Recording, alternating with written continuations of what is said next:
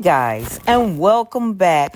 Well, as the news of Sly Stone's passing of last week, we're going to take a deep dive into the legendary and wild life of frontman of the Sly and the Family Stone group through powerful and rare images.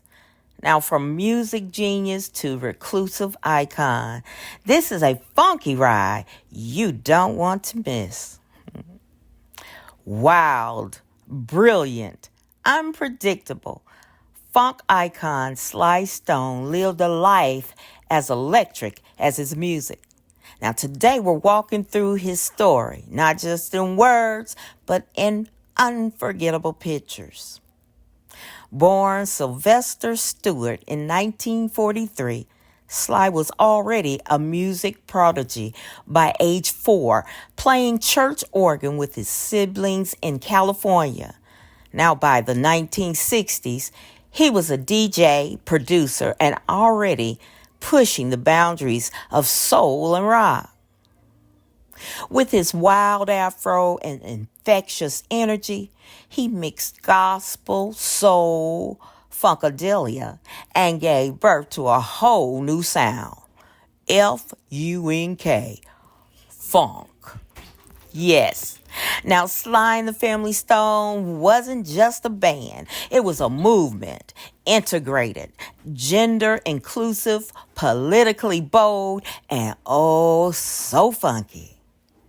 Now, songs like Everyday People, Dance to the Music, I Want to Take You Higher, these weren't just hits. They were national anthems of a changing America.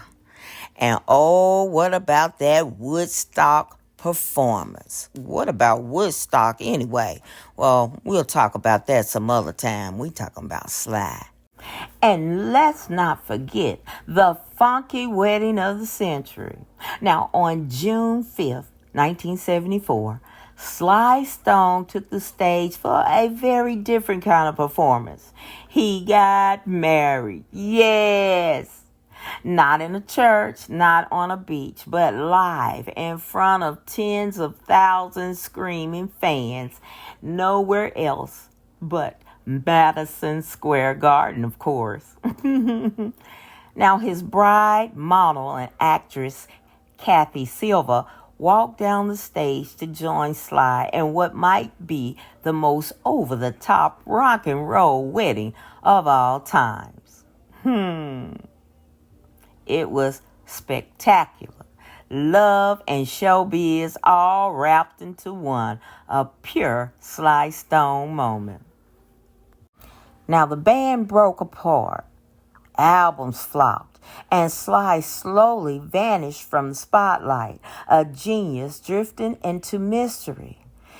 After many years of tension between his bass player, Larry Graham, and frontman Sly Stone, Larry Graham left Sly and the Family Stones in 1972 after a post-concert brawl broke out between Graham and Sly, and rumors also spread that Larry Graham had hired a hitman to kill Sly.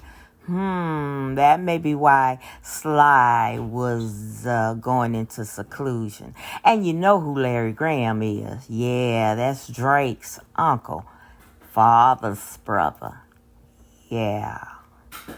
Now, in the 1980s, Sly Stone's career saw a shift from the heights of his work with Sly and the Family Stones in the 1960s and 70s.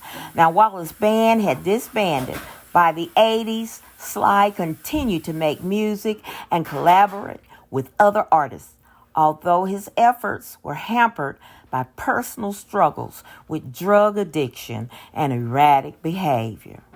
Now, key points about Sly in the 80s. Continued music and touring. Now, despite challenges, Sly continued to make music and touring, according to Rolling Stones. Now, he released solo albums like Back on the Right Track and Ain't But the One Way, which didn't achieve the same success as his earlier work. Now, collaborations. Sly collaborated with artists like Funkadelics.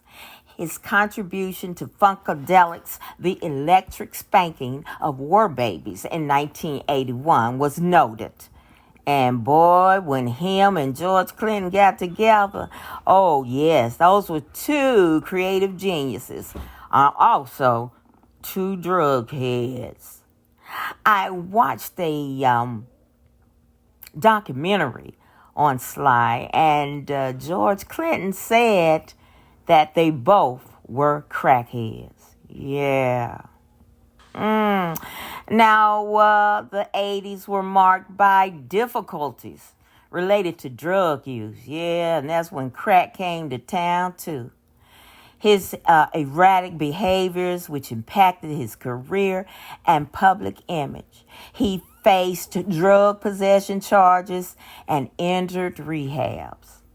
Now, declining the public profile, while he still made occasional appearances, his public profile became less frequent compared to his peak years.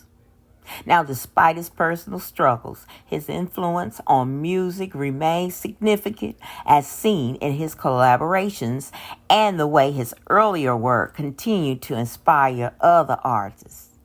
Now, in essence, the 1980s were a challenging period for Sly Stone, marked by a decline in his career momentum, but also a continued dedication to music and some notable collaboration. Now, through the 80s, we're up in the 2000s. Now, for years, fans only caught glimpses Sly in a limo at an award show or walking with a cane and a cloak of...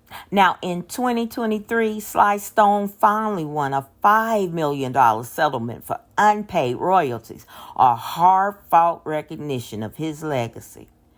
But even this legal victory couldn't fix the deeper battle, the one with drugs, addiction, and decades of personal pain.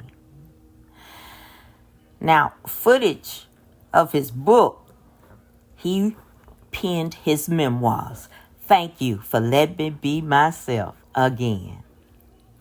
Now, in the 80s, Sly reflects on his life in his own words, unfiltered, unapologetic, and still funkier than ever. Sly Gold records, family photos. And I would like to add, but even in silence, his influence boomed. Prince, Outkast, even Kendrick Lamar, they all walked the path Sly paved with funk, rebellion, and fearless creativity. What y'all think?